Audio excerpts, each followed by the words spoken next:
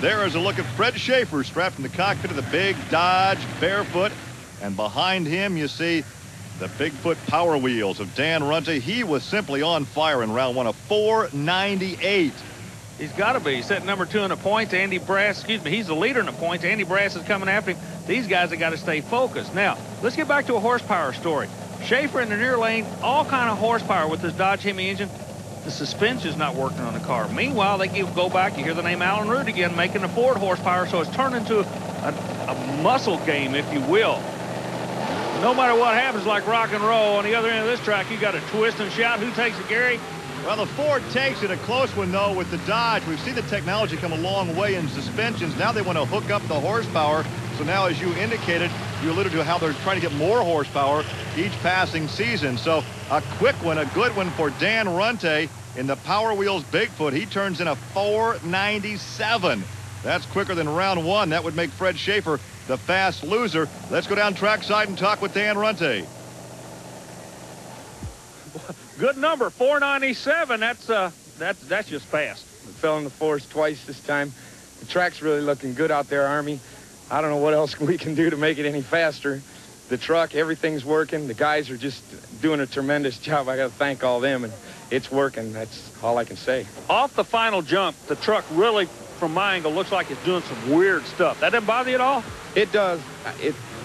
You know, that's something that you got to worry about a little later on down the track. The way the truck's coming down is the way we got the back shock set up. When we leave the second ramp, it is throwing the back of the truck. But like I said, that's the finish line. It's all over then. Speaking of being all over, that concludes round two competition. And there's a look at Snakebite. Cold Cobra, he could be the next victim for Dan Runte. Meanwhile, I want to go back and show you this run of Fred Schaefer, who was taken out by Runte. Now watch, something happens, a rough landing over the second set of cars.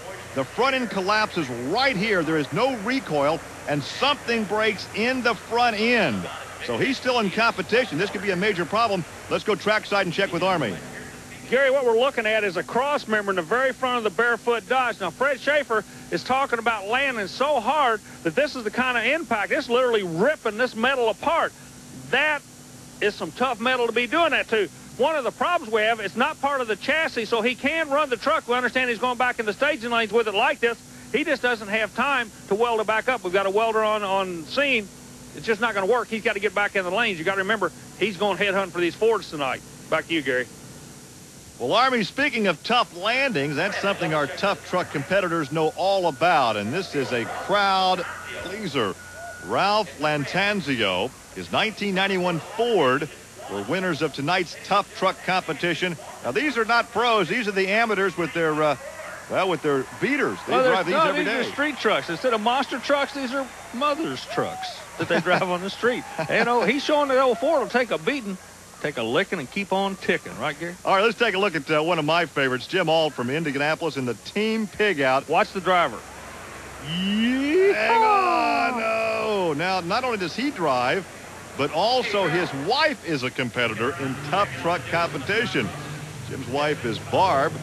She drives this Jeep, also from Indianapolis. Let's watch her style now. I like her driving suit. Actually, she told me she's a much better driver than he is. Really? Yeah. He's a better chef, though, right? Contact. There we go. No bonus points for landing on top of the tire.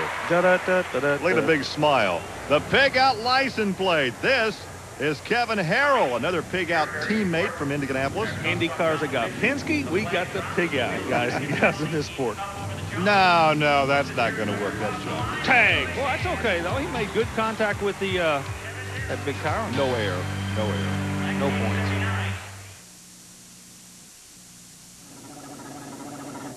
Hey, welcome back to the Canfield Fairgrounds, Canfield, Ohio. Gary Lee and Army Armstrong with you for Trucks and Tractor Power.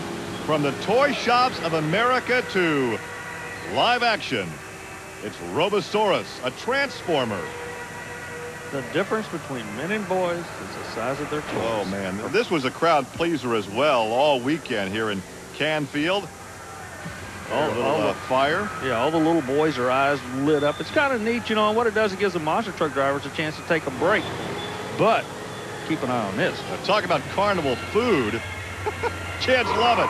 Now, let's take a look at this car eating etiquette. That's your rental car. Uh-oh. Somebody stole the tires off of it. Man, that's awesome. This is the first time I've seen this. That thing is literally tearing that car apart. Yes, but he doesn't have the pinky extended, though. You tell him that. I'm not. Pretty impressive, really. Yeah, he's torn the roof off of this thing. That is awesome. To the Robosaurus, that's baked Alaska. Nah, Gary, I kind of think it's a charballed chippy. Well, whatever it is, the fans seem to enjoy it as the competition continues.